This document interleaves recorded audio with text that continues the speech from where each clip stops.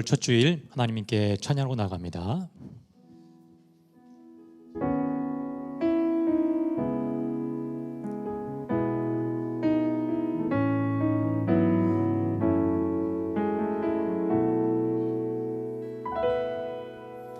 주 앞에 엎드려 경배합니다. 오직 주께 주 경배합니다. 다른 신 아니 오직 주께 나의 모든 의상들 나의 보좌 모두 다 내려놓고 주 앞에 엎드려 경배합니다.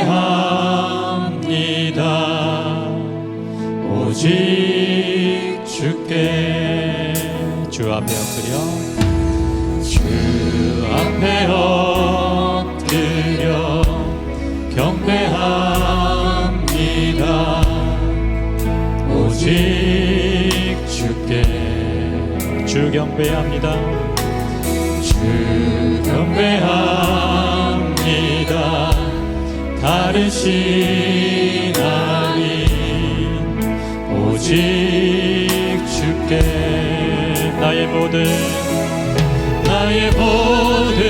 의상들 나의 보좌 모두 다 내려놓고 나의 모든 의상들 나의 보좌 모두 다 내려놓고 나의 모든 의상들 나의 보좌 모두 다 내려놓고 자리에서 일어나 찬양하겠습니다. 주 앞에 엎드려 경배합니다. 오직 주께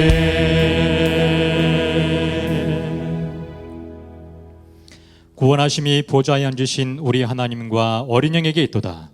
그러므로 형제들아 우리가 예수의 피를 힘입어 성소에 들어갈 담력을 얻었나니 참마음과 온전한 믿음으로 하나님께 나아가자.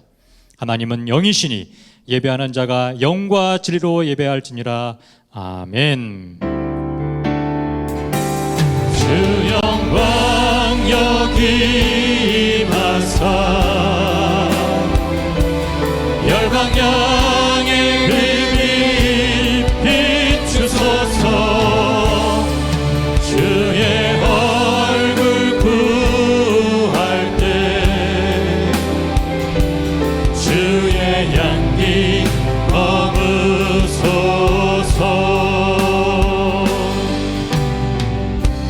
창조의 아버지 그 섭리 보이사 택하신 세대 일으키어 이 땅을 고치소서. 주의 크신 능력 만물이 사모하니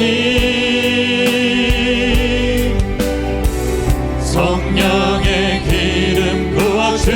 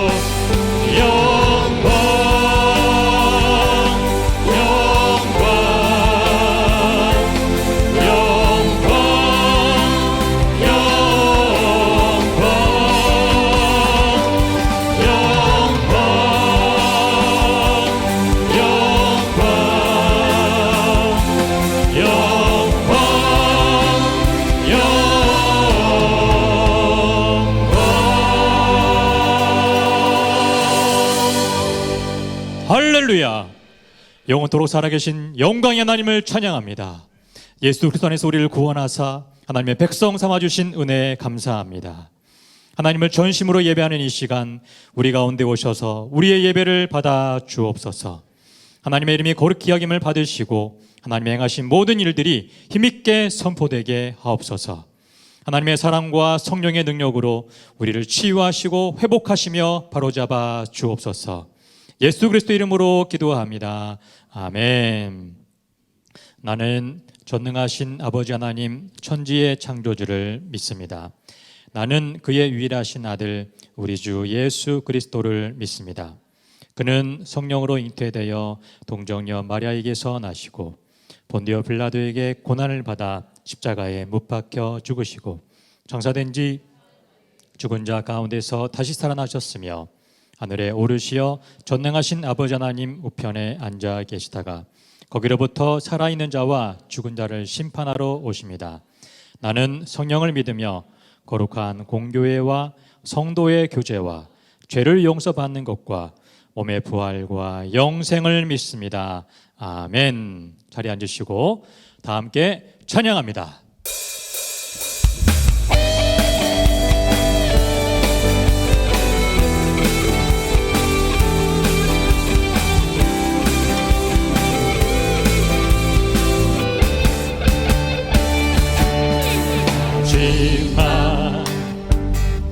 나를 내가 나의 영으로 모든 백성에게 부어 주리라. 자녀들은 애연할 것이요 청년들은 환상을 보고 아비들은 꿈을 꾸리라. 주의 영이 임하며 자녀들은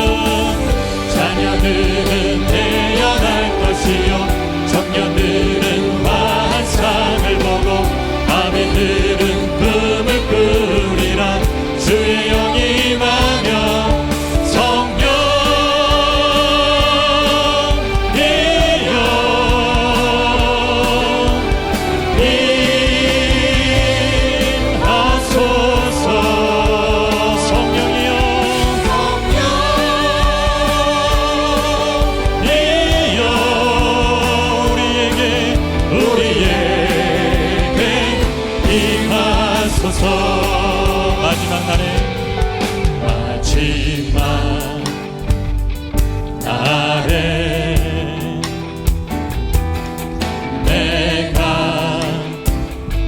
나의 영으로 모든 백성에게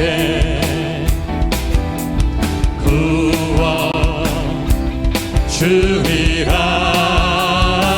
아멘. 자녀들은 태어날 것이요 청년들은 환상을 보고 아비들은 꿈을 꾸리라. 주의 영이 임하며 자녀들은 애연할 것이요 청년들은 환상을 보고 아비들은 꿈을 꾸리라. 주의 영이 임하며 성령이여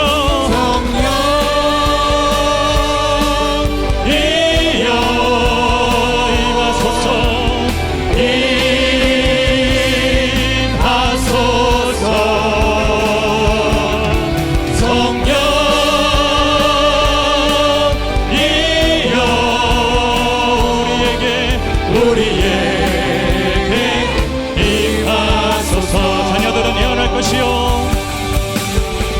자녀들은 내어날 것이요 청년들은 환상을 보고 아비들은 꿈을 꾸리라.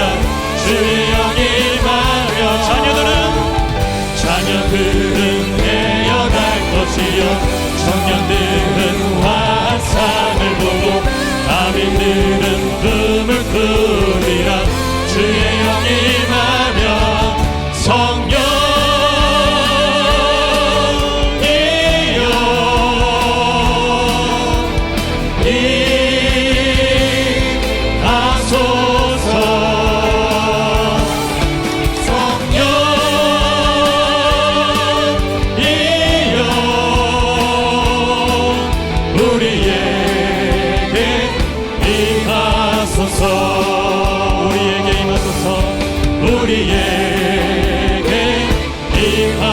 임하소서. 우리에게 임하소서. 우리에게 임하소서. 그날은 주의 영이 임하여 든붕이 땅 위에 일어나리라.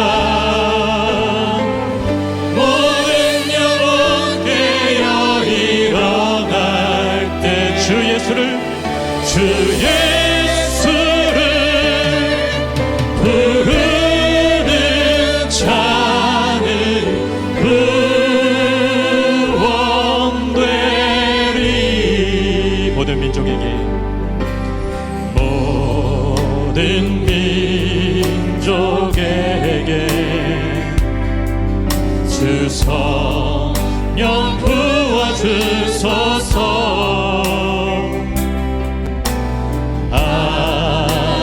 하나님의 백성 주의 말씀 주시고 은과 환상 주사 주의 비밀 알리소서. 우리 믿사오니 하늘이 주의 날 선포케 하소서. 그날은 주의 영이 임하여 든붕이 땅 위에 일어나리라. 모든 영혼 깨어 일어날 때 주 예수를 부르는 자는 구원되리. 아멘. 모든 열방에게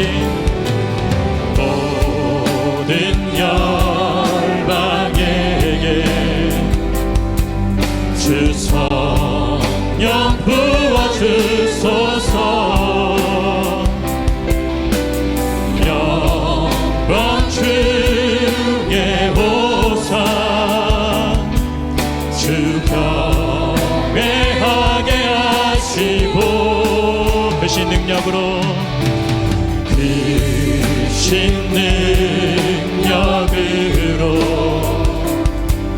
땅과 하늘은 드소서. 주를 기다리니 만물이 주의 날을 보게 하소서. 그날은 주의 영이 임하여 든붕이 땅 위에 일어나리라. 모든 영혼 깨어 일어날 때 주 예수를 부르는 자는 구원되리. 그날엔 주의 영이 임하여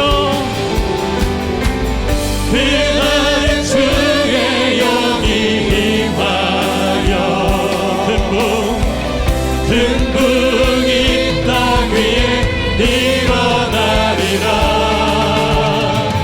모든 영혼 깨어 일어날 때 주 예수를 부르는 자는 구원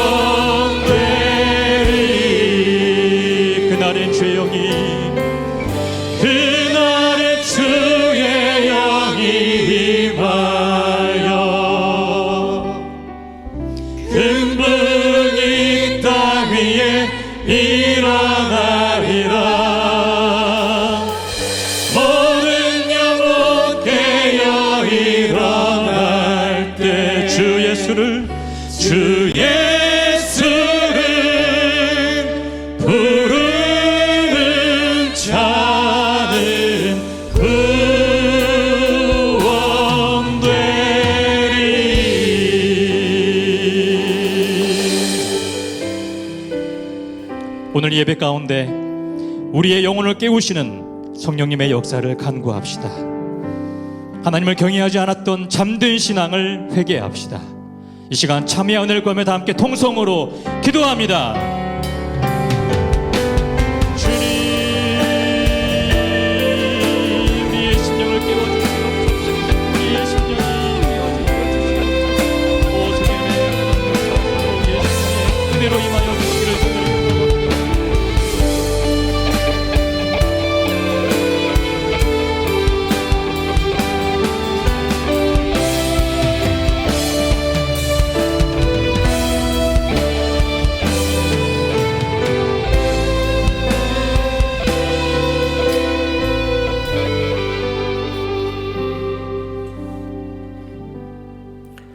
살아계셔서 한없는 사랑으로 우리와 함께 하시는 주님, 오늘 거룩한 주일 예배의 자리로 인도하여 주셔서 기쁨으로 주님을 찬양하게 하시고 긴 연휴 많은 교제와 감사, 많은 성도들의 오고감 속에 갖가지 즐거운 화목을 허락해 주신 주님 감사합니다.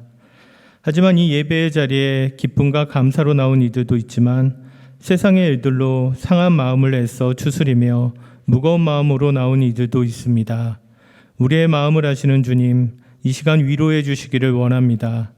우리가 한 마음으로 주님을 신뢰하고 주님을 예배하오니 오늘 이 예배를 기뻐 받아주시고 은혜의 단비를 허락하여 주시옵소서. 우리를 잘 아시는 주님, 이 시간 드려지는 예배를 통하여 주님께 더 가까이 나아가길 원합니다. 앞을 내다볼 수 없는 어려운 지금의 비즈니스 현장과 여러 상황 가운데 날마다 무너지고 또 무너지는 연약한 우리의 모습에도 그 손 놓지 않으시는 주님, 주님의 자비와 긍휼로 손 내밀어 붙들어 새롭게 일으켜 주시옵소서. 질병의 시간으로부터 승리하여 자유케 하시옵소서. 작금의 상황 속에 우리는 각자의 삶의 다른 모습으로 모여 예배드리지만 내가 온전한 예배자로 있는 그곳이 그 땅이 거룩한 처소가 되게 하시고 교회가 되게 하여 주시옵소서. 이 시간 저마다의 곳에서 드려지는 예배의 시간이 한 마음으로 온전한 예배자의 모습으로 드리는 예배가 되게 하시고 주변의 환경, 세상의 것들로 어지럽히 이는 마음을 내려놓고 주님과의 진정한 교제의 시간이 되게 하시며 내 온 마음이 오직 하나님께 집중하며 드리는 주님 기뻐 받으시는 예배가 되게 하여 주시옵소서. 새로운 담임 목사님을 이 땅에 보내주심에 감사드립니다. 함께 새롭게 쓰여질 상하이 땅의 사역이 한 마음으로 하나님 나라를 사모하며 이웃사랑을 실천하게 하시고 이 땅의 환경을 품으며 함께 비전을 만들어가게 하시옵소서. 앞으로 진행될 모든 일정들 속에 주님께서 일일이 간섭하여 주셔서 순탄케 하시고 영육을 굳건케 하사 건강을 지켜주시고 회복과 치유의 은혜 더하여 주시옵소서. 단위에 세우신 엄경 목사님께 성령의 기름 부어주시고 선포하시는 말씀 가운데 우리의 왕 되신 주님의 이름만이 높여지는 시간 되게 하시옵소서. 찬양, 방송, 교사, 봉사자로 예배를 준비하는 손길들을 기억하여 주시고 섬김을 기쁘게 받아 주시옵소서. 우리 주 예수 그리스도의 이름으로 기도드립니다. 아멘.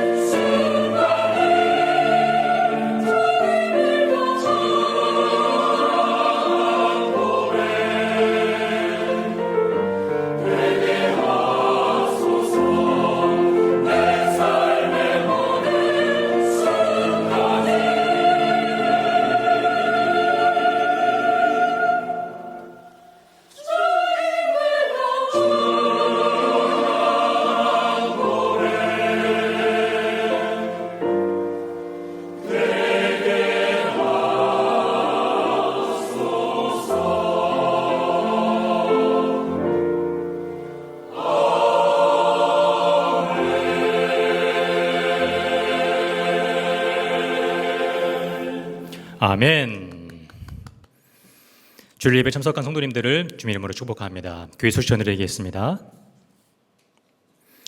매일 성경 3, 4호로가 나왔습니다. 각 교구별 순장님을 통해 배부합니다. 개인적으로 구매 또는 수령을 원하시는 경우 교회 서점을 이용하시기 바랍니다. 청소년과 어린이 매일 성경은 각 부서에서 수령하시면 됩니다. 2022년 3월 개강하는 남녀 제자훈련 훈련생을 모집합니다. 교회 사무실에 준비되어 있는 신청서를 작성하셔서 사무실로 제출해 주시기 바랍니다. 해당되시는 분들의 적극적인 참여 바랍니다. 구역의 분들을 위한 위챗방 안내 등 그 밖의 소식은 화면을 참고해 주시기 바랍니다.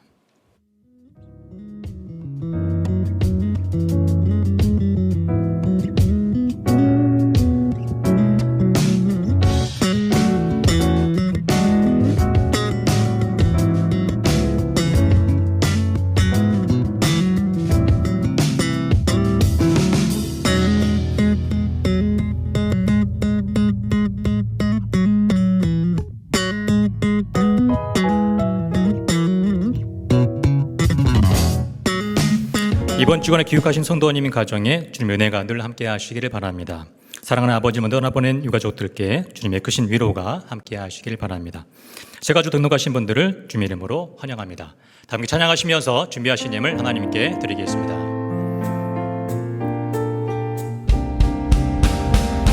나의 생명을 드리니 주 영광 위하여 사용하옵소서. 내가 사는 날 동안에 주를 찬양하며 기쁨의 제물 되리. 나를 받아주소서. 나의 모습 나의 소유 주님 앞에 모두 드립니다. 모든 아픔 모든 기쁨 내 모든 눈물 받아주소서.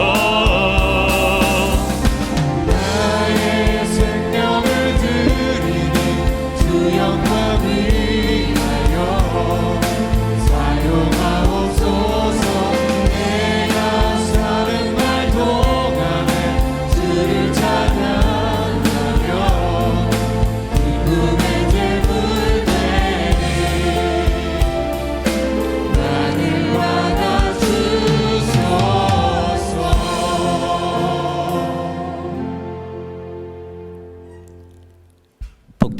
복되고 아름다운 주일, 하나님을 예배하는 자로 우리를 불러주신 것 감사함을 드립니다. 아무리 생각해봐도 나의 나됨이 전적인 하나님의 은혜임을 고백합니다.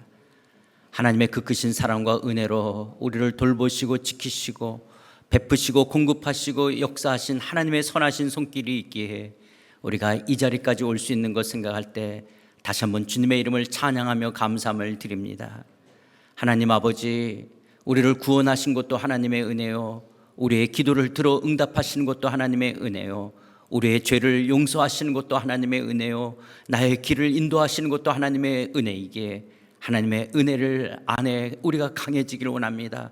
하나님의 은혜 속에서 자라가기를 원합니다. 하나님의 그 은혜의 사랑의 넓이와 길이와 높이를 더 깊게 경험하며 살아가기를 원합니다.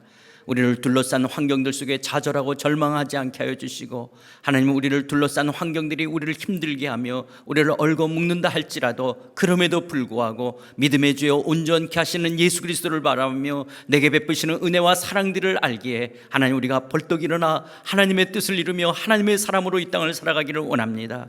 우리의 인생의 삶에 아무리 어려움이 있다 할지라도 모든 것을 합력하여 선을 이룰 줄 믿습니다. 조금도 부족함이 없는 하나님의 사람으로 우리를 훈련하며 연단하며 우리를 온전케 하실 줄 믿습니다. 그 하나님만 의뢰하며 그 하나님만 사랑하며 이 땅을 살아가는 믿음의 권속들 다 되게 하여 주시옵소서. 그 하나님을 예배하는 이 시간, 내 삶의 모든 것이 다 하나님으로 말미암았다라고, 내가 갖고 있는 이 모든 것 다 하나님이 주신 것이라고 하나님의 것을 하나님의 것으로 구분하여 11조를 드립니다. 범사에 감사하는 마음으로 감사헌금을 드립니다. 하나님의 나라와 몸된 교회를 기억하며 주일헌금을 드리며 선교, 기아, 구제, 장학, 사랑, 두유 여러 형태로 하나님 앞에 올려드리는 이 정성 어린 손길을 주께서 기뻐 받으실 줄 믿습니다. 여호와여, 위대하심과 권능과 영광과 승리와 위엄이 다 주께 속하여 싸우니 천지에 있는 것이 다 주의 것이로소이다.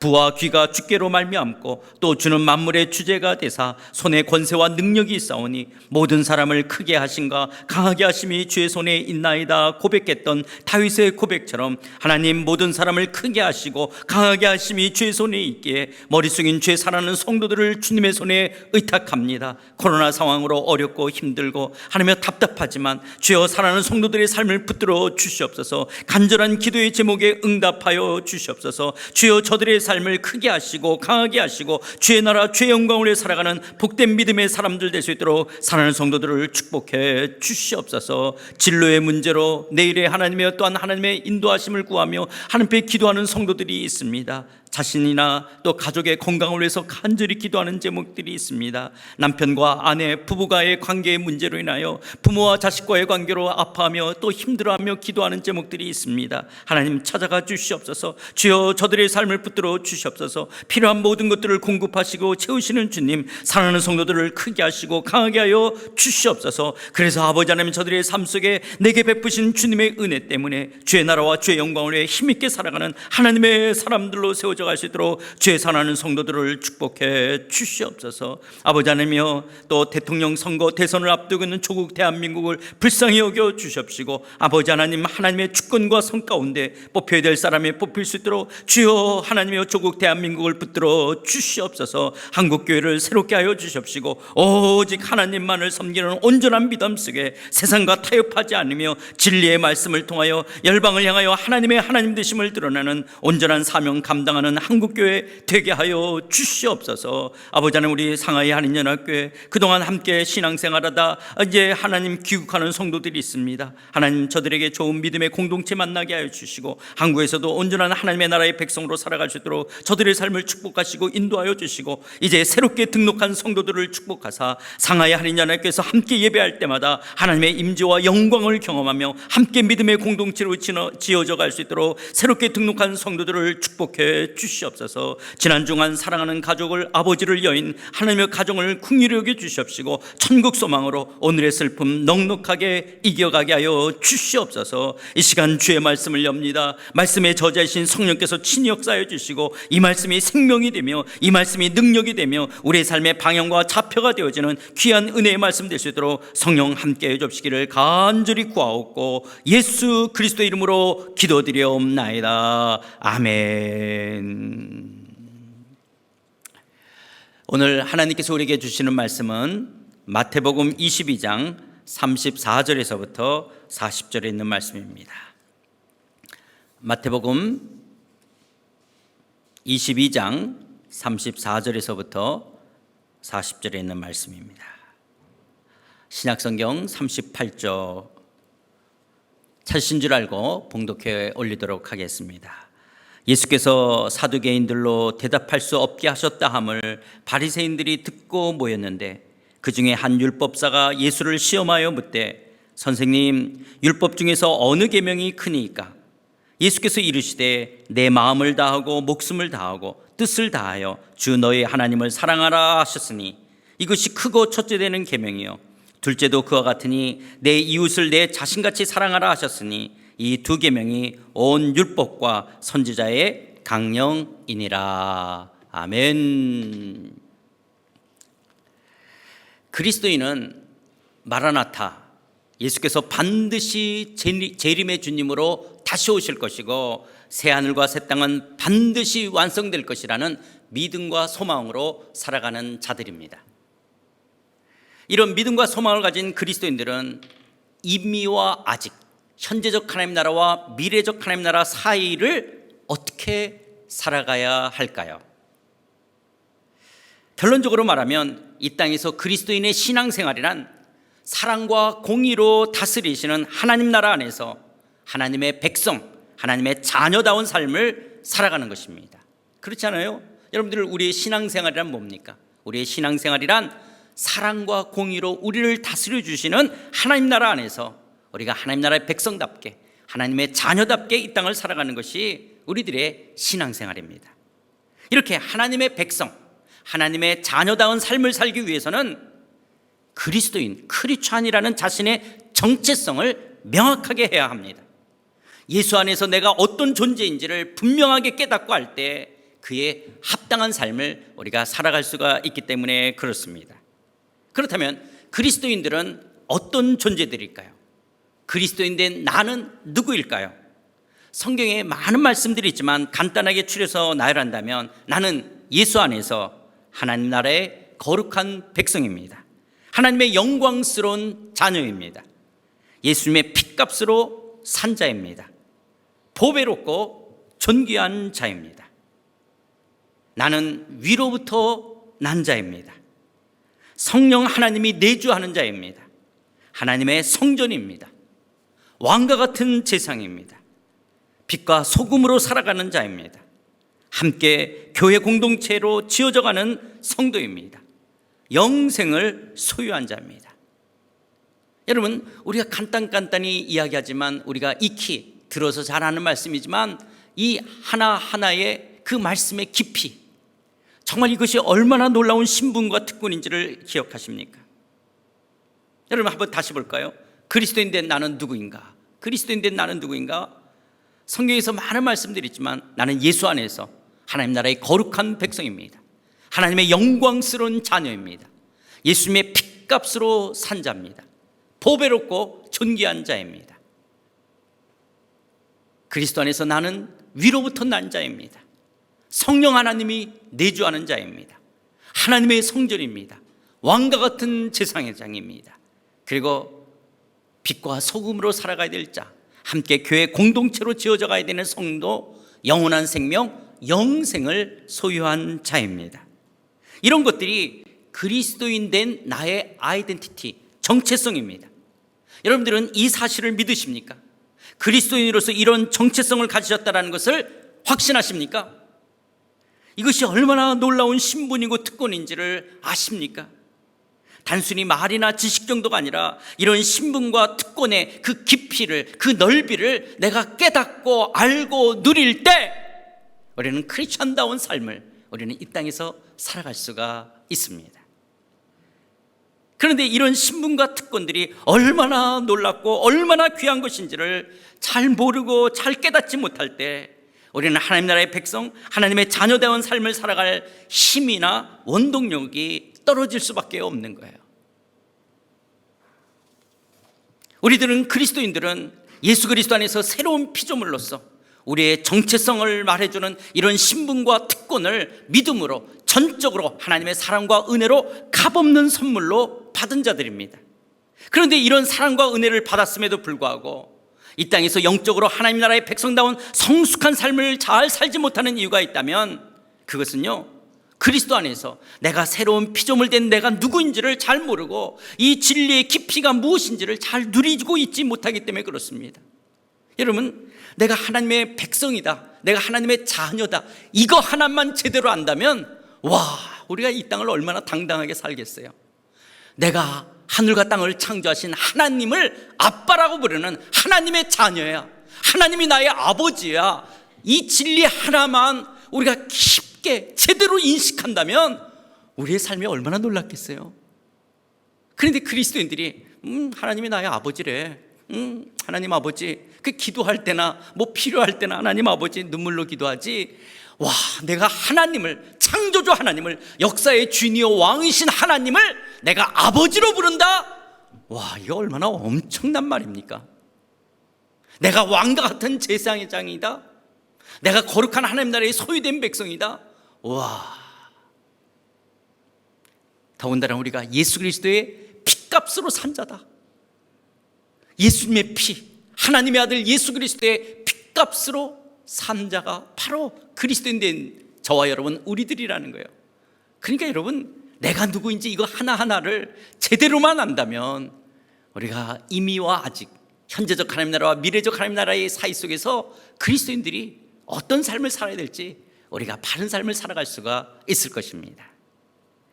그러나 저를 비롯하여 여러분이 내가 예수 안에서 내가 어떤 존재가 되었는지, 내가 누구인지, 나의 정체성을 바르고 깨닫고 바르게 인식한다면 우리가 하나님 나라의 백성다운 그런 성숙한 삶을 살아갈 수 있을 텐데, 때로는 그렇지 못하기 때문에 우리가 이 땅에서 미성숙한 그리스도인의 모습을 갖고 있다라고 하는 거예요. 여러분, 요즘 동계올림픽이 시작되어졌는데요, 젊은 올림픽 선수들을 한번 생각해 보세요. 그 젊은 나이에, 지금 20대 초반인 20대인 그 젊은 나이에 자기 자신은 올림픽에 출전한 선수라는 정체성 때문에 그 젊은 나이에 얼마나 먹고 싶은 게 많고 얼마나 하고 싶은 것들이 많겠습니까? 그럼에도 불구하고 나는 올림픽에 출전할 선수라는 자신의 정체성 때문에 자신의 체력을 관리하고 열심히 운동하는 것을 보십시오. 나는 올림픽에 나갈 선수라는 자신의 정체성과 목표가 체중을 조절하며 구슬과 같은 땀을 흘리며 운동하게 하고 있지 않습니까? 그러나 반면에요, 엄마 아빠가 정말 나를 사랑하는 그런 아이인데도 불구하고 부모가 자기를 사랑한다는 확신과 건강한 정체성이 형성되지 않으면 사춘기가 지났음에도 불구하고 여전히 방황하고 갈등하는 그런 아이들이 있습니다. 그런 자녀들의 모습을 볼 때 부모의 마음이 얼마나 안타깝고 속상합니까? 그런데 그리스도인 된 내가 누구인지를 잘 모르게 여전히 교회를 10년, 20년 다니면서도 그리스도인 된 내가 누구인지를, 그리스도 안에서 나의 정체성을 제대로 알지 못하고 있기 때문에 마치 많은 오리 새끼들 가운데 끼어 사는 독수리 새끼처럼 자기가 하늘을 나는 독수리임에도 불구하고 내가 독수리인 줄을 알지 못하고 오리 새끼들처럼 뒤뚱뒤뚱거리며 땅의 꽃을 먹고 살고 있는 거 아닙니까? 그러므로 하나님 나라의 현재성과 미래성, 아직과 이미 사이를 살아가는 그리스도인들은 자신의 정체성, 하나님 나라의 백성으로서의 정체성, 크리스찬으로서의 이 아이덴티티를 결코 잃어버려서는 안 됩니다. 성령 안에서 이런 정체성을 명확하게 할 때 우리는 세상 나라의 우상 종교나 세상 나라의 문화와 섞여 살 수가 없습니다. 이 세상의 만몬 제국의 가치관과 타협하거나 동화되어 살아갈 수가 없습니다. 그런데도 하나님 나라의 백성이라는 이런 놀라운 정체성을 잃어버리고 여전히 적당히 이런 세상 나라의 우상 종교라든지 세상 나라의 이 만몬의 잘못된 가치관과 적당히 섞여서 살아간다면 하나님의 준엄한 심판이 있을 수 있다라고 하는 영적인 긴장감, 영적인 경각심을 우리는 결코 잊어서는 안 됩니다.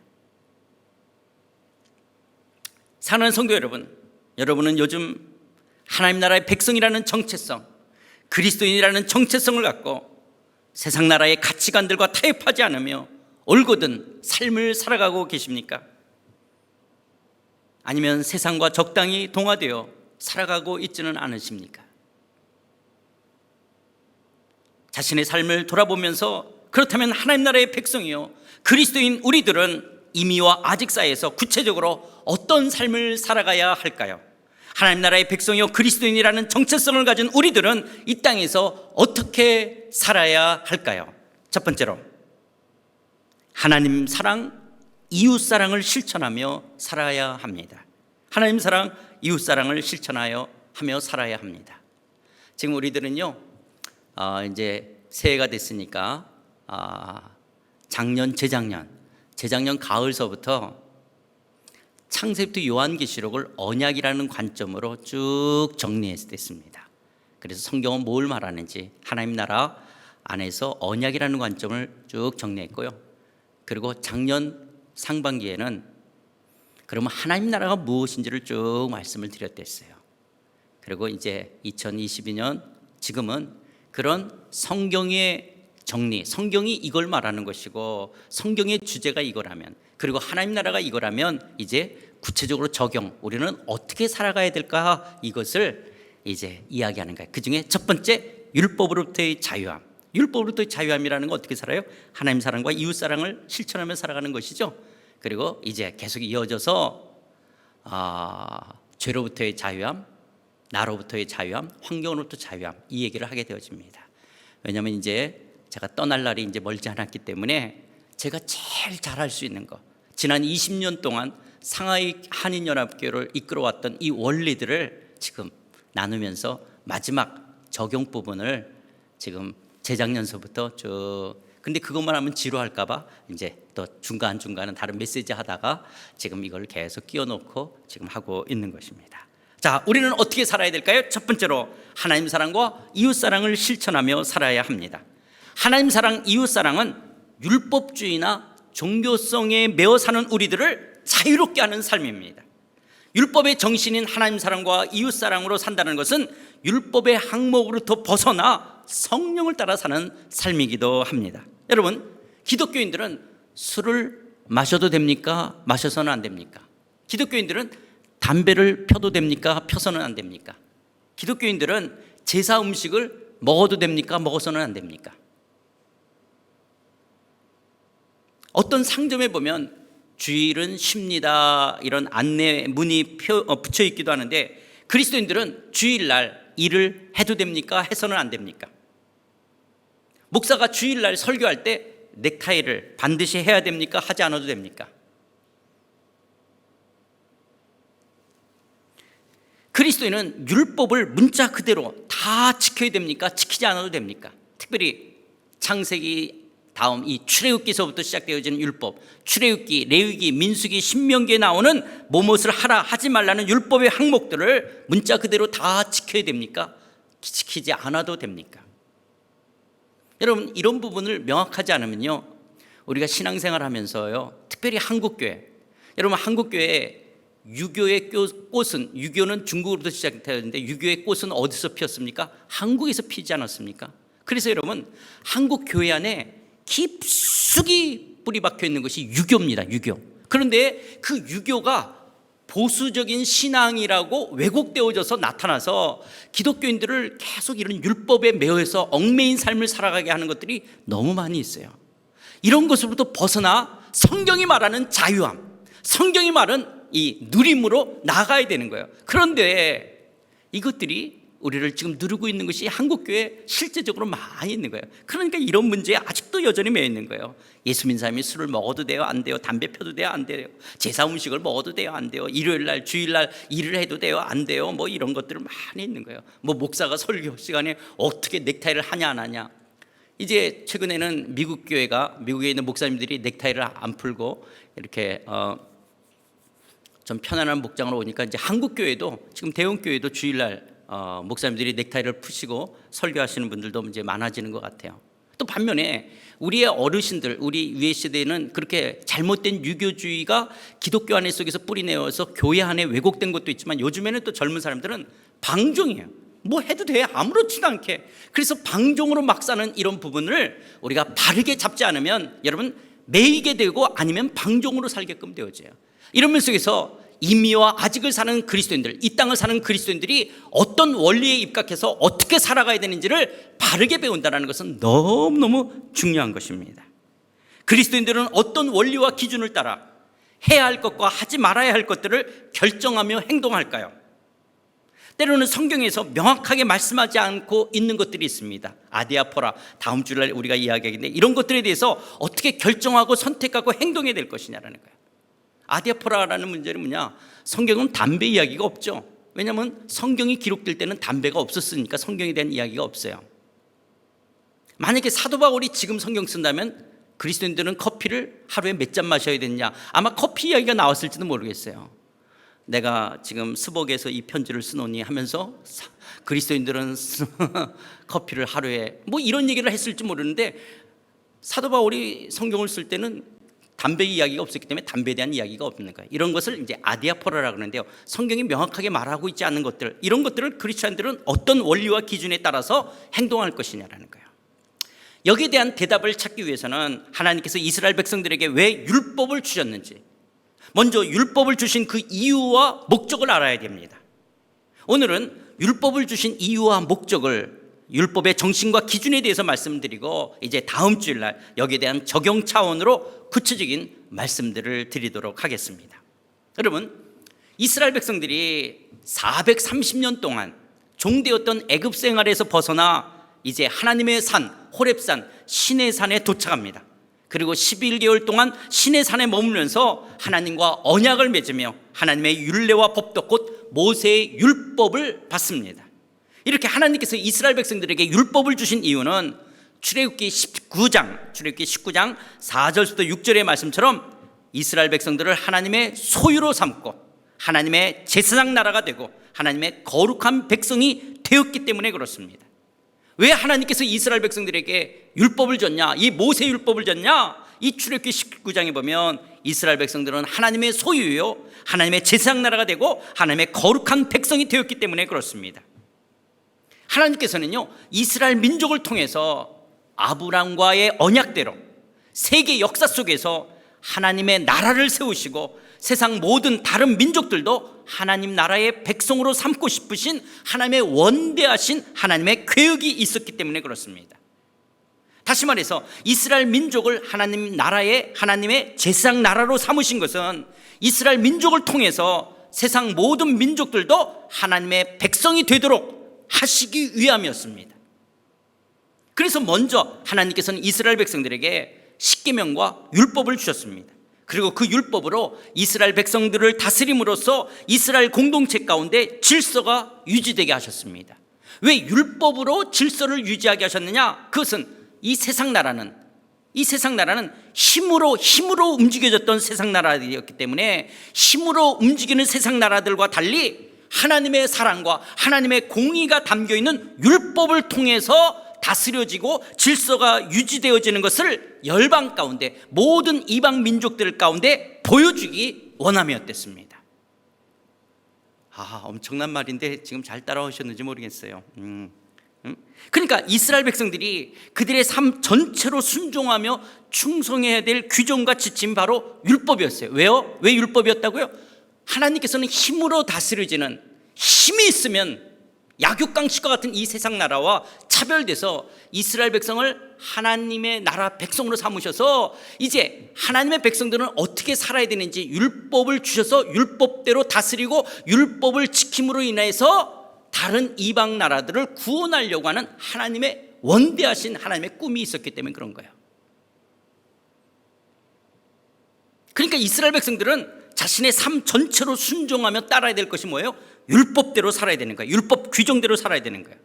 이런 율법을 압축시켜 놓은 핵심 엑기스가 바로 십계명입니다. 그런데 십계명은 크게 두 단락으로 나눌 수 있습니다. 첫 번째는 하나님과의 관계, 하나님 사랑이고요. 두 번째는 사람과의 관계, 사람 사랑인 거예요. 율법에는 하나님께 드리는 제사라든지 절기 제도를 비롯해서요, 우상, 성적 문란, 질병, 토지법, 희년, 인권, 순결, 동성애, 이혼, 가난한 자들의 품삯, 담보 규정, 나그네와 고아와 가부 같은 당시 약자들을 보호하는 규정, 이런 것들이 율법 안에 들어가 있어요. 그러니까 율법 안에 들어가 있는 내용들이 어떤 거예요? 하나님 앞에 어떻게 제사를 지내고 어떻게 절기를 지킬 것이냐, 그런 것을 비롯해서 우상에 대한 문제, 성적인 문제, 질병에 대한 문제, 토지법, 희년, 인권, 순결, 동성애, 이혼, 가난한 자들의 품삯, 담보 규정, 나그네와 고아와 가부 같은 당시 약자들을 보호하는 규정, 이런 것들이 들어있는 거예요. 이런 규정들을 뭐뭐 하라, 뭐뭇을 하지 말라, 뭐뭇을 행하는 자는 죽일지니라, 만일 뭐뭐 하면 뭐뭐 한다 라는 식의 계명들로 출애굽기 19장에서부터 민수기 10장까지 총 613개의 계명들이 있는 거예요. 이런 613개의 계명에 시간이 흘러가면서 장로들의 유전들을 통해서 그 계명마다 세부적인 사항들이 첨가되어져 있는 거예요. 이런 율법을 토마스 아퀴나스라는 신학자는 이렇게 분류합니다. 토마스 아퀴나스가 분류한 이 율법을 어떻게 분류하느냐? 율법을 크게 세 가지로 분류하는데, 첫 번째는 사회법으로 분류합니다. 민법, 형법, 상법에 따르는 계명들이 율법 안에 있는 거예요. 민법, 형법, 상법에 따르는 계명들이 이 사회법으로서 있는 거고요. 두 번째는 의식법으로서 하나님 앞에 어떻게 절기를 지키고 어떻게 하나님 앞에 제사를 지내야 되는지, 어떤 제도를 가져야 되는지 절기, 제사, 제도에 따른 계명들이 있습니다. 그리고 세 번째로는 도덕법으로서 십계명과 같은 도덕적인 계명들이 들어가 있는 게 이것이 율법이에요.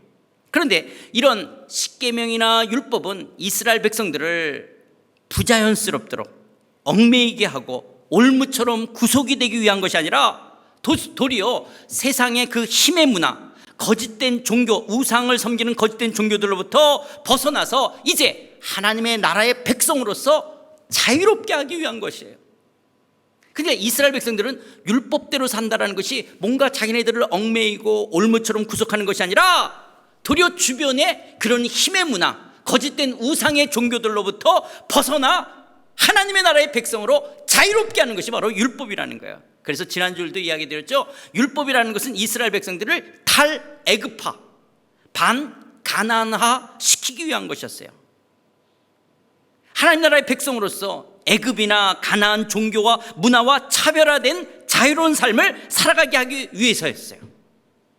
그래서 이스라엘 사람들이 율법대로 살아간다는 것은 힘의 문화였던 그런 애굽의 문화를 따라가지 않는 거예요. 그리고 거짓된 우상의 문화 가나안을 따라가지 않는 거예요. 자유로운 하나님 나라의 백성답게 살아가는 것, 이것이 율법대로 살아가는 삶이었습니다.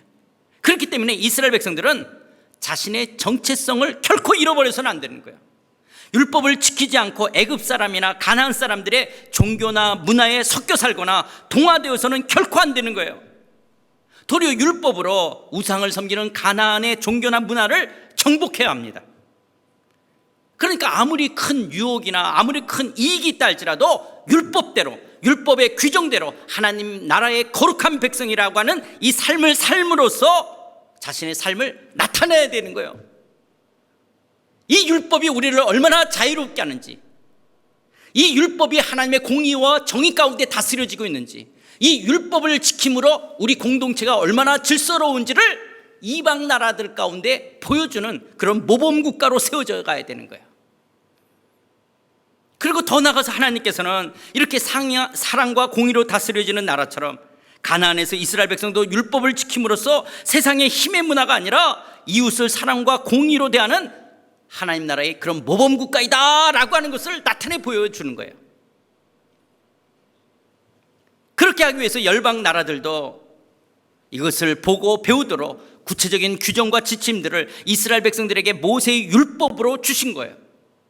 그러므로 율법은 이스라엘 백성이 하나님 나라의 백성으로 어떻게 살아야 할지를 보여주는 장차 임할 하나님 나라의 모형, 그림자였던 거예요. 그러니까 그때 당시 시대 상황 속에서 이스라엘 민족을 특별히 하나님이 택하셔서 이스라엘 민족을 하나의 모범국가로 삼으셔서 이방 사람들이 하나님을 알 수 있도록 하기 위한 것들이었어요. 이것은 장차 임할 하나님의 나라의 모형, 그림자로서 이스라엘 백성을, 그리고 그들에게 율법을 줘서 질서가 유지되게 하셨던 것들이에요. 그래서 성경은 이렇게 이야기합니다. 자, 히브리서 8장 5절에 보면 그들이 섬기는 것은 하늘에 있는 것에 뭐와 뭐였다고요? 모형과 그림자라. 모세가 장막을 지으려 할 때 지시하심을 얻은 것 같으니 이르시되 삼가 모든 것을 산에서 내게 보이던 본을 따라 지으라 하셨으니, 그러니까 이것은 하늘에 있는 것, 하나님의 나라의 모형과 그림자였던 거예요. 히브리서 10장 1절 율법은 장차 올 좋은 일에 뭐일 뿐이요? 그림자일 뿐이요 참 형상이 아니므로 해마다 늘 드리는 같은 제사로 나오는 자들을 언제나 온전하게 할 수 없느니라.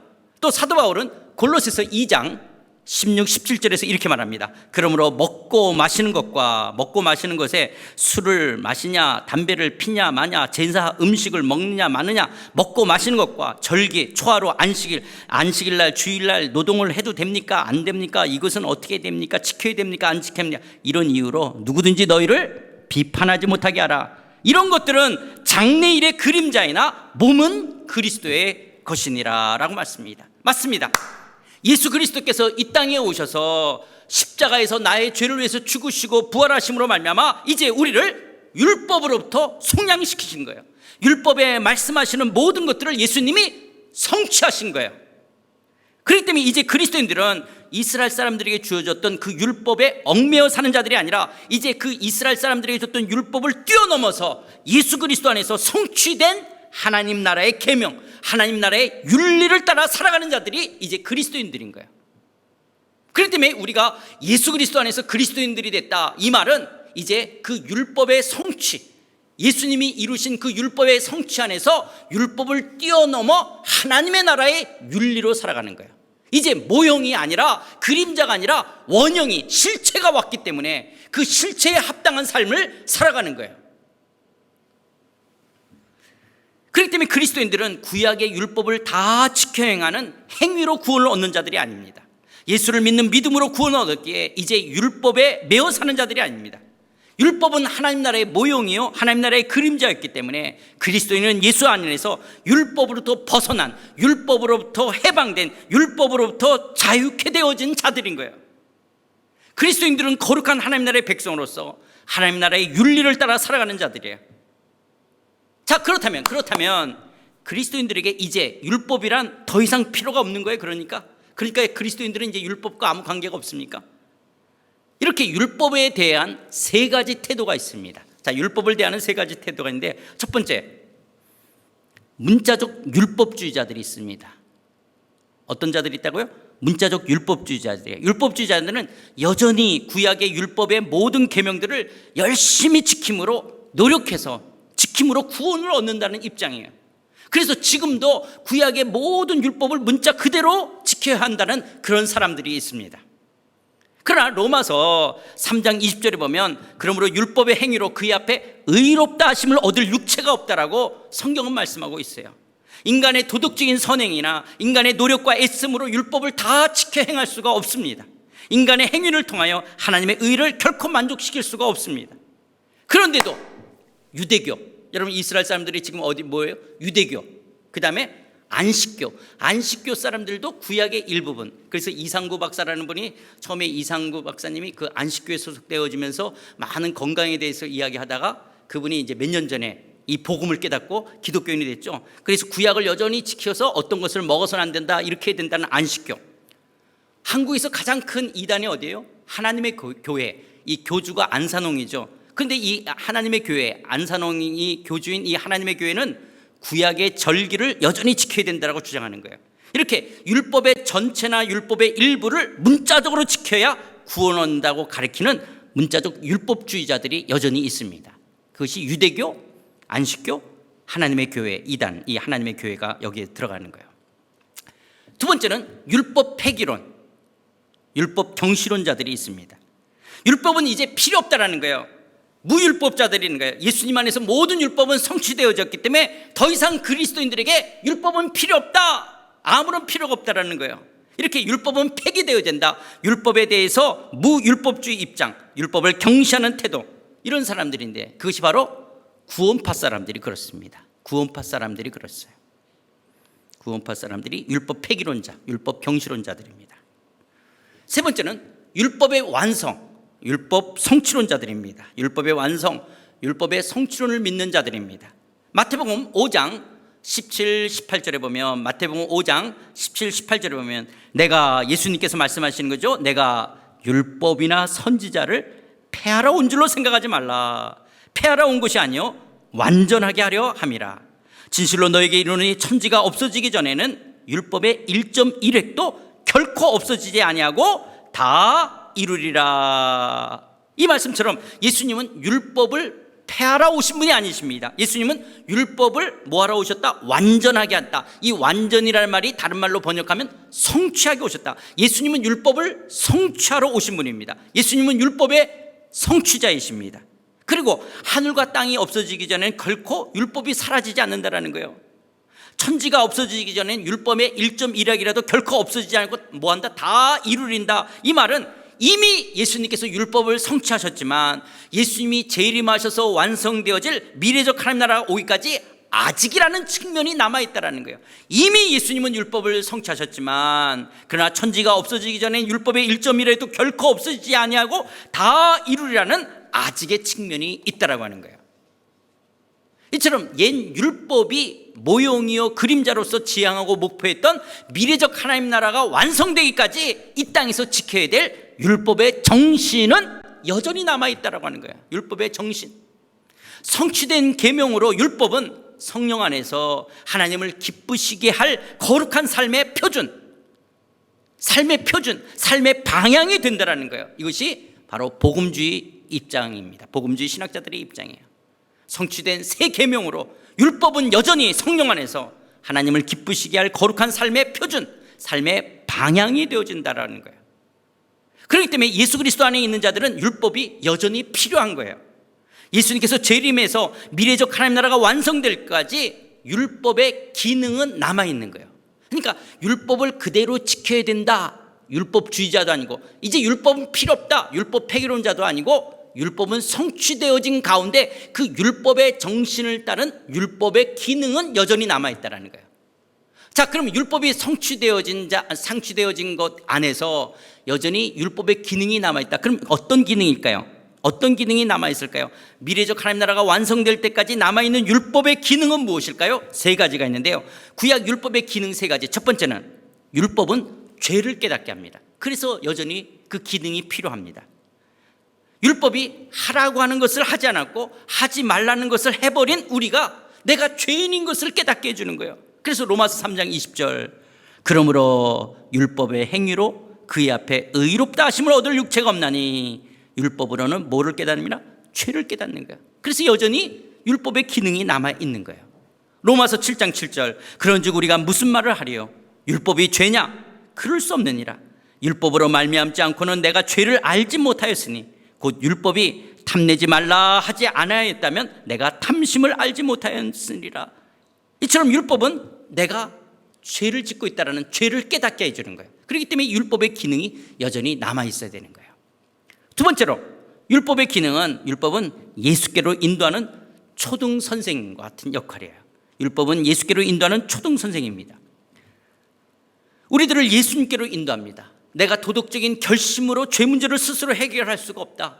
인간의 자율적인 의지나 인간의 선을 행하지 않은 그 결심만으로는 도저히 죄 문제가 해결되지 않는 자기 자신을 발견하게 되어지는 거예요.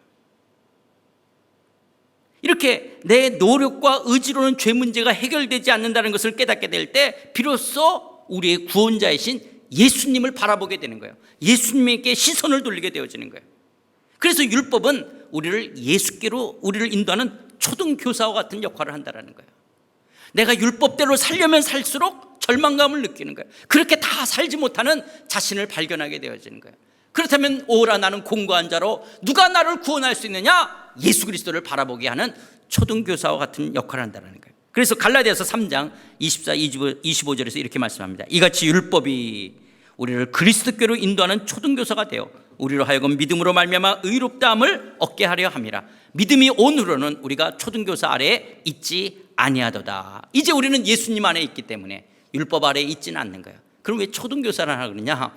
초등학교 선생이라는 건가? 율법이? 그 말이 무슨 말이냐면요, 지금 개역 한글에서는 이걸 몽학 선생이라고 번역했고 이제 개역 개정에서는 초등 선생이라 초등교사라고 번역했는데 한국말로 적절한 단어가 없어서 이렇게 번역합니다. 이 말이 뭐냐면 사도 바울이 헬라 문화권 속에서, 지금 헬라 문화권 속에서 로마가 이제 다스리고 있을 때 헬라 문화권 속에 지금 식민지에서 사람들을 잡아와요. 그래서 노예나 종으로 삼잖아요. 그런데 어떤 주인집에서 자기 집에 잡혀온 노예, 종 중에서 똑똑한 사람이 있는 거야. 똑똑한 사람이 있어요. 그럼 그 똑똑한 사람을 불러다가 이 귀족이, 자기 주인이 자기 아이를 맡겨요. 그러니까 여러분, 신분상은 이 사람은 종이에요, 노예예요. 그런데 자기 아이를 일시적으로 맡겨서 이 아이가 성인이 될 때까지 가정교사처럼 양육을 하도록 하는 거예요. 심지어는 맴매할 수 있는 권한도 줘 있어요. 노예 종인데도 주인집 아들을 맴매할 수 있는 권한까지 주면서 이 아이를 양육하다가 드디어 성인식을 하는 날, 이제부터는 주인님 하고 모시게 되어져요. 이런 역할을 하는 사람을 몽학선생, 초등교사와 같은 역할이다, 이렇게 말하고 있는 거예요. 그것을 이야기하는 거예요. 이 초등교사라는 말이 그런 거예요. 그러니까 이제는 이런 율법은 주인님 하기 전까지 필요했던 거예요. 그런데 이제 성인식으로 주인이 되면, 이제 어른이 되면 이 초등교사는 주인님 하게 되어지는 거예요. 그러니까 율법은 우리를 예수께로 인도하는 초등 선생과 같은 역할을 한다는 거예요. 율법은 예수께서 십자가에서 나의 죄를 위해 대신 죽으시고 부활하신 승리를 통해서만 죄의 문제는 해결된다는 사실을 깨닫게 하는 거예요. 아, 그렇구나. 율법을 대하면 대할수록 예수님을 통해서만이 구원이 있구나라는 것을 깨닫게 되는 거예요. 그리고 예수님이 아니고서는 나의 죄 문제가 근본적으로 해결될 수가 없기에 우리를 예수께로 인도하는 교사와 같은 역할을 한다라고 하는 것들이에요. 세 번째로 율법의 기능이 어떤 거냐? 율법은 죄를 깨닫게 하고, 율법은 우리를 예수께로 인도하는 초등 선생 역할을 하고, 세 번째 율법은 이게 중요한 것이죠. 우리의 삶에, 그리스도인들의 삶에 도덕적인 표준이 된다는 거예요. 율법은 여전히 지금도 우리의 삶의 도덕적인 표준, 삶의 원리와 방향을 알게 해야 되는 거예요. 그리스도인들은 어떻게 살아야 되는지 삶의 원리와 방향, 도덕적 표준이 되어지는 거예요. 율법은 거룩하고, 율법은 선하고, 율법은 의로운 것입니다. 여러분, 율법은 악하고 율법은 잘못된 게 아니에요. 우리가 율법을 못 지켜서 그렇지 율법 그 자체는 거룩하고 선하고 의로운 거예요. 그래서 로마서 7장 12절에 보면 이로보건대 율법은 거룩하고 계명도 거룩하고 의로우며 선하도다. 디모데전서 1장 8절 그러나 율법은 사람이 그것을 적법하게만 쓰면 선한 것임을 우리가 아노라. 율법 자체는 거룩하고 선하고 의로운 것이에요. 그래서 하나님의 절대적인 삶의 도덕적인 표준을 제시할 수가 있습니다. 만약에 율법이 없다면 도덕적인 혼돈 속에서 어떻게 살아야 할지 명확하게 우리는 알 수가 없는 거예요. 어떻게 살아야 될지 도리어 우리는 방황하게 되어지는 거예요. 그러나 구약의 율법이기 때문에 우리의 삶의 어떤 도덕적인 표준이 되기 때문에 삶의 원리와 방향을 가르쳐 주는 거예요. 그렇기 때문에 그리스도인들은 문자적인 율법주의자도 아니고, 율법은 필요 없다, 율법 폐기론자도 아니고, 율법을 성취하신 예수 그리스도 안에서 이제 예수 그리스도를 믿는 믿음으로 의롭다함을 얻었기에 의로운 백성으로서 그리스도인들의 도덕적인 표준, 삶의 원리와 방향이 되는 율법의 정신, 율법의 정신을 실천하며 살아가는 자들이 바로 그리스도인들인 거예요. 뭘 실천하며? 율법의 정신. 그러니까 율법을 문자적으로 지키는 율법주의자도 아니고, 그렇다고 율법은 필요 없다는 율법 폐기론자들이 아니라 율법이 성취되어진 그 예수님 안에서 율법의 정신이 우리의 삶의 도덕적인 표준이 되고 삶의 원리와 방향이 된다는 거예요. 자, 그렇다면 율법의 정신은 무엇일까요? 율법의 정신, 율법의 자연법은 무엇일까요? 여기에 대해서 어떤 율법학자가 예수님을 시험하기 위해서 묻는 거예요. 그게 오늘 우리가 읽었던 본문이에요. 자, 다시 한번 볼까요? 자, 마태복음 22장 이제 35절서부터 40절까지 일 거예요. 그 중에 한 율법사가 예수를 시험하여 묻되 선생님, 율법 중에서 어느 계명이 크니까? 예수께서 이르시되 내 마음을 다하고 목숨을 다하고 뜻을 다하여 주 너희 하나님을 사랑하라 하셨으니 이것이 크고 첫째 되는 계명이요 둘째도 그와 같으니 내 이웃을 내 자신과 같이 사랑하라 하셨으니 이 두 계명이 온 율법과 선지자의 강령이라. 여기 온 율법과 선지자의 강령이라. 온 율법과 선지자가 뭐예요? 구약 성경이에요. 구약 성경이 율법과 선지자의 글이잖아요. 그러니까 구약 전체가 뭘 말하느냐? 율법 전체가 가리키는 것이 뭐냐? 율법의 정신은 하나님 사랑과 이웃 사랑이라는 거예요. 율법의 정신은 하나님 사랑과 이웃 사랑이에요. 하나님을 마음과 뜻과 목숨을 다해 사랑하고 내 이웃을 내 자신과 같이 사랑하는 것, 이것이 율법의 정신인 거예요. 그러니까 구약 성경 전체가 말씀하고 있는 것이 바로 하나님 사랑과 이웃 사랑이라고 하는 거예요. 그래서 사도 바울은요, 로마서 13장 9절 10절에서 이렇게 말씀합니다. 간음하지 말라, 살인하지 말라, 도둑질하지 말라, 탐내지 말라 한 것과 그 외에 다른 계명이 있을지라도 내 이웃을 내 자신과 같이 사랑하라 하신 그 말씀 가운데 다 들어있느니라. 사랑은 이웃에게 악을 행하지 아니하나니 그러므로 사랑은 율법의 완성이니라. 이웃 사랑 안에 다 들어있는 거예요. 그 계명들을 다 합치면 뭐냐? 이웃을 사랑하라는 말이에요. 하나님을 사랑하라는 말이에요. 그렇기 때문에 하나님 사랑과 이웃 사랑이 율법의 정신이라고 하는 거예요. 갈라디아서 5장 14절에 보면 온 율법은 내 이웃 사랑하기를 내 자신같이 하라 하신 한 말씀에서 이루어졌나니. 모든 율법의 가르침이 다 뭐냐? 내 자신을 내 몸과 같이 사랑하는 말에 다 들어있다라는 거예요. 거기서 다 이루어진 거예요. 야고보 2장 8절에서 이렇게 말합니다. 너희가 만일 성경에 기록된 대로 내 이웃 사랑하기를 내 몸과 같이 하라 하신 최고의 법을 지키면 잘하는 것이거니와. 이웃을 사랑하는 것이 최고의 법이에요. 곧 하나님을 사랑하는 것이 되기 때문에 그런 거예요. 그렇다면 율법의 정신을 따라 하나님 사랑, 이웃 사랑을 실천하는 것이 하나님 나라의 윤리인 거예요. 자, 이미와 아직, 예수 그리스도로 말미암아 예수 그리스도를 믿는 믿음으로 말미암아 의롭다함을 받은 그리스도인들은 이미와 아직, 현재적 하나님 나라와 미래적 하나님 나라, 그래서 재림의 주님이 오실 때까지 이 땅을 어떻게 살아야 됩니까? 우리는 율법의 정신을 따라 이 땅을 살아가는 자들이에요. 율법의 정신이 뭡니까? 하나님 사랑과 이웃 사랑을 실천하며 살아가는 것들이에요. 그렇다면 하나님 사랑과 이웃 사랑을 어떻게 하는 거예요? 라고 하는 구체적인 적용을, 술은 마셔도 돼요? 안 돼요? 담배를 펴도 돼요? 안 돼요? 안식일은 일을 해도 돼요? 안 해도 돼요? 이런 부분, 목사님은 넥타이를 해도 돼요? 안 해도 돼요? 더 나아가 아디아포라 같은 문제들, 커피는 하루에 몇 잔을 마셔야 돼요? 뭐는 어떻게 돼요? 뭐 우리가 그런 것들 많죠. 이런 부분들을 어떻게 살아야 돼요? 우리 그것을 이제 다음 주일날 더 구체적으로 말씀을 드리도록 하겠습니다. 그렇다면 사랑하는 성도 여러분, 요즘 여러분의 삶은 어떻습니까? 하나님의 나라 백성으로서의 정체성을 갖고 하나님의 사랑과 공의를 실천하며 세상의 문화와 가치관을 정복하며 살아가고 계십니까? 여러분은 하나님 나라의 백성으로서 하나님의 의를 구하며 살아가는 자들입니까? 아니면 세상의 것들, 그런 세상의 것들과 동화되어지고 세상에 섞여서 살아가고 있습니까? 내가 누구인지를 알지 못하면, 크리스찬이라는 이 정체성을 바르게 깨닫지 못하면 우리는 적당하게 이 땅을 살아가는 자들이 되는 거예요. 우리는 그렇게 살아서는 안 되는 거예요. 왜요? 우리는 영광스러운 예수 그리스도의 핏으로 산 하나님의 나라의 백성들이기 때문에 그래요. 하나님을 아빠 아버지라고 부르는 거룩한 하나님 나라의 백성이에 우리는 그렇게 적당하게 살아서는 안 되는 자들이라는 거예요. 그리고 우리는 율법이 말하는 하나님 사랑과 이웃 사랑을 이 땅에서 실천하며 살아가야 되는 거예요.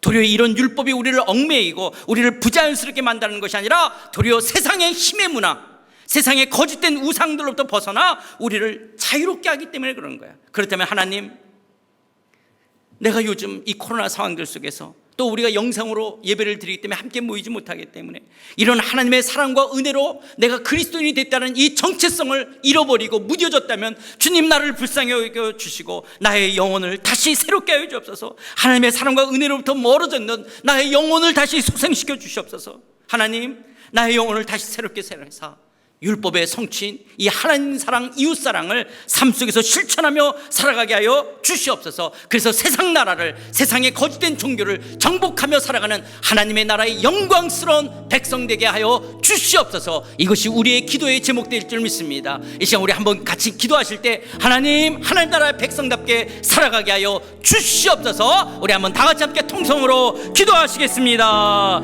하나님 아버지, 그렇습니다. 우리를 예수 그리스도 안에서 이제 성취되어진 율법 안에서 성취되어진 하나님의 사랑과 이웃 사랑을 실천하며 살아가야 될 영광스러운 하나님 나라의 백성 된 것 감사함을 드립니다. 우리가 율법에 매여 사는 자도 아니고 우리가 율법은 필요 없다라고 방종 속에 살아가는 자들이 아니라 율법의 이 정신인 하나님 사랑과 이웃 사랑을 실천하며 살아가야 되는 자인 줄 믿습니다. 아버지 하나님, 예수 그리스도 안에서 내가 누구인지를 알기를 원합니다. 예수 그리스도 안에서 내가 어떤 존재인지를 깨닫기를 원합니다. 그래서 아버지 하나님, 이 세상 나라의 거짓된 힘의 문화나 이 세상의 만몬의 가치관이나 거짓된 종교들에 우리에 속아서 하나님 우리가 적당하게 살아가는 것이 아니라 그들과 섞여서 우리가 타협하며 동화되어 살아가는 것이 아니라 하나님 나라의 백성답게 이 땅을 살아가는 하나님 앞에 성숙한 주의 백성들 되기를 원합니다. 성령이여, 우리 가운데 역사하사 우리의 진리의 영이여, 우리의 눈을 뜨게 하시고 우리의 귀가 열리게 하시고 우리의 마음이 열려 내가 누군지를 발견하게 하시고 하나님의 나라의 영광스러운 백성답게 이 땅을 살아가는 성숙한 주의 사람들 다 되게 하여 주시옵소서. 우리 상하이 한인연합교회 가운데 이 진리가 선포되어지며 이 진리 가운데 세워져가는 제단 되게 하여 주옵소서. 주여, 사랑하는 성도들이 이 진리를 바르게 깨달아 알 수 있도록 도와주시옵소서. 하나님의 마음과 하나님의 뜻을 알게 하여 주시옵소서. 그래서 우리가 어떻게 살아가야 되는지 하나님의 백성으로 온전한 삶을 살아가는 성숙한 믿음의 삶 살아갈 수 있도록 주여 역사해 주시옵소서. 성령만이 우리의 눈을 뜨게 할 수 있습니다. 성령만이 우리의 귀를 열어주시고 우리의 마음을 열어 이 진리를 알게 할 수 있습니다. 성령이 우리를 충만케 하여 주시옵소서. 그래서 이 진리 가운데 살아가는 하나님의 사람들 되게 하여 주시옵소서. 역사하여 주시옵시길 구합니다. 하나님 아버지, 성령 안에서 내가 누구인지 그리스도인의 이 바른 정체성을 깨달아 알기를 원합니다. 하나님, 그리스도 안에서 내가 어떤 존재가 되어졌는지, 내가 누구인지를 제대로 알지 못하고 그냥 하나님의 말로만, 지식으로만 알고 있기에 우리의 삶이 너무나 무기력하고 세상의 종교나 세상의 가치관과 이 만몬의 세상 속에 우리가 타협하고 동화되어지고 적당하게 살아가는 우리의 모습을 불쌍히 여겨 주시옵소서. 성령을 통해서 우리의 영적인 귀가 열리고 영적인 눈이 떠지고 영적인 입이 열리고 영적인 마음이 열려질 때 때, 주여 내가 누군지를 깨달을 때 우리가 하나님 나라 백성답게 이 땅을 살 수 있는 줄 믿습니다. 하나님의 자녀답게 살 수 있는 줄 믿습니다. 성령이여 역사해 주셔서 하나님의 이 진리를 붙잡고 깨닫게 하여 주셔서 하나님의 나라 백성답게 이 땅을 살아가는 자 되게 하여 주시옵소서. 그것이 때로는 좁은 길이라 할지라도 세상과 적당히 타협하며 세상의 가치관을 쫓아 살며 세상의 거짓된 우상과 거짓된 종교와 문화를 따라 살아가는 자들이 아니라 하나님 나라의 정체성을 갖고 순결한 거룩한 주의 백성으로 이 땅을 살아가는 하나님의 사람들 되게 하여 주시옵소서. 마침내 예수님은 재림하실 것이고 마침내 미래적 하나님 나라는 완성될 것이기에 이 소망과 이 믿음을 갖고 살아가는 자들로서 이 땅을 율법이 말하는 율법의 정신, 하나님 사랑과 이웃 사랑을 실천하며 살아가는 성숙한 믿음의 삶 되게 하여 주시옵소서. 예수님의 이름으로 기도드려옵나이다. 아멘. 우리 다시 오실 주님을 기억하며 우리 찬양하십시다. 마라나타 마라나타 주 예수여 어서 오시옵소서. 땅의 모든 끝 모든 족속 주를 찬송하게 하소서. 마라나타 주 예수여 어서 오시옵소서. 모든 열방이 주께 돌아와 춤추며 경배하게 하소서. 우리 주님 다시 오실 길을 만들자. 십자가를 들고 땅 끝까지 우린 가리라. 우리 주님 하늘 영광 온 땅 덮을 때 우리 땅 끝에서 주를 맞으리. 마라나타 마라나타 아멘. 주 예수여 오시옵소서. 마라나타 마라나타 아멘. 주 예수여 우리 주님 다시 오실 길을 만들자. 우리 주님 다시 오실 길을 만들자. 십자가를 들고 땅 끝까지 우린 가리라. 우리 주님 하늘 영광 온 땅 덮을 때 우린 땅 끝에서 주를 맞으리. 아멘. 마라나타